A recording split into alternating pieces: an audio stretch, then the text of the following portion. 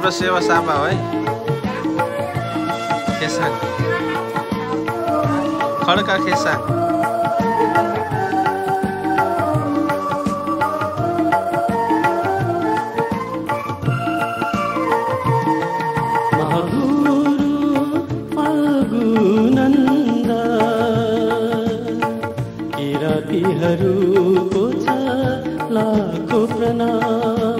आज चाहिँ महागुरु फाल्गु नन्दको 141औं जन्म जयन्ती यहाँ विदेशमा भए पनि यसो हल्का सानो रूपमा मनाउँदैछौँ।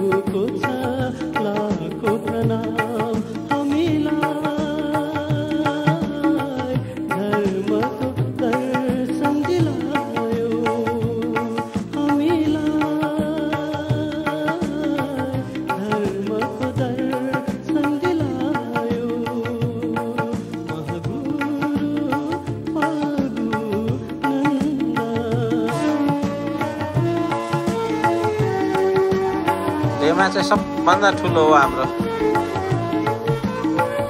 आफू उमेरको पनि अनि सबैभन्दा ठुलो मान्छे यता इसिकाको टर्न आएछ।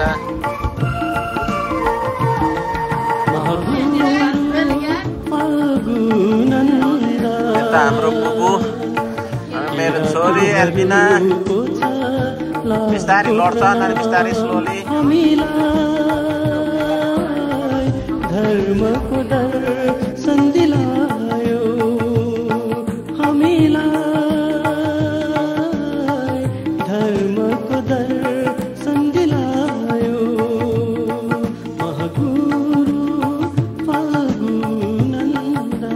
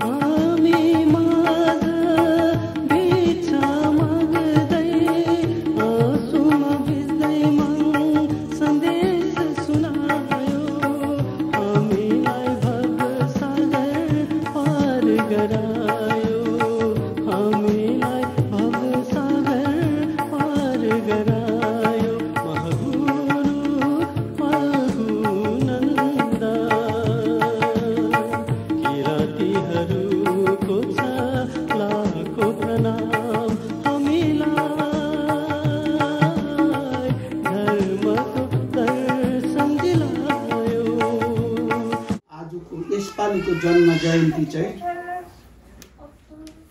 141औं जन्म जयन्ती हामीले मनायौं। त्यति दफा भयो है। अनि असलैमा महागुरुको जन्म जयन्ती मनाउने अर्थ चाहिँ के हो भन्दाखेरि संसारमा किराँतीहरू दर्शन बिना विहीन भइराखेको सबै मामलो झगडा जाँड रक्सी भाङ धतुरो खाने उता कुट्ने उता लड्ने आफैमा दर्शनको कुरो मासिएपछि तला दबिन्ने गरिब हुने दुःख पाउने कुनै पनि माथिल्लो तहमा सरकारी तहमा पनि जान नसक्ने बुद्धिमानी हुन नसक्ने भएको कारणले महागुरु जन्म जयन्ती हामीले जुन चाहिँ मनाउँदैछौँ महागुरु जन्मनु भयो ईश्वरीय शक्तिबाट महागुरुले शक्ति प्रदान गरेर जन्मिनु भएको महागुरु 1942 विक्रम सम्वतको 1942 मा जन्मिनु भएको थिएछ। कार्तिक महिनाको 21 गते थिएछ उहाँ जन्मिँदाखेरि र उहाँ अलिकति समाज सुधारक र दर्शनदाता भएको कारणले धेरै आँखीदाही सानैमा जन्मिनु बित्तिकै बडा रोगी कष्ट भएर आमाको दुध नखाई आमा जब बालक जन्मियो आमाको सबै स्तनमा घाउ भएर स्तनपान गर्नु पाएन गुरुले र एउटा कालो बाख्राको दुध खाएर बाँचेको थियो अरे। महागुरु भन्दा पहिलेकोहरू दाजुहरू जन्मे मरिजाने जन्मे मरिजाने त्यसो भएको कारणले महागुरुलाई हातमा दुई खुट्टामा पञ्चरत्ने फलामको साङ्लो खरसाङ्लो भनिन्छ त्यसलाई त्यस्तो बानेकोलाई रखे होस् भनेर फलामको साङ्लो त्यसरी लगाइदिएर चाहिँ बाचा गरेर चाहिँ यसरी दैवले नहरोस् भनेर चाहिँ उहाँलाई त्यसरी गरेपछि जन्मेको केही दिनमै त्यसरी गरेपछि महागुरु यसो बिमार हुने मर्ने छाटकाट देखिन राम्रै अवस्था देख्न थालिएपछि सबै खुसी भएको थियो। अनि त्यसरी हुँदै जाँदा महागुरुको नाम किन फाल्गुनन्द भयो भने महागुरुको नाम अर्कै हो महागुरुको नाम तर चली आयो फाल्गुनन्द भनेर मैले बिर्सेँ महागुरुको नाम अर्कै छ महागुरुको नाम अर्कै हो चिनाको नाम तर फलामको साङ्लोले बाँधेको कारणले बाँधिएको हुना कारणले फलामसिंह भन्ने नाम रहनु गयो। त्यही नाम चाहिँ पछिबाट फाल्गुनन्द भनेर नामकरण बस्यो अरे र फाल्गुनन्द चाहिँ कस्तो भन्दाखेरि किराँतहरू सबै पतान भइसकेको अवस्थामा जस्तो हिन्दूहरूको दर्शन एउटा वेदको दर्शनबाट सबैको काज किरे चल्छ बिहा बटुलो इत्यादि पूजापाठ एउटा वेद मुन्धुमबाट उनीहरूको वेदद्वारा चल्छ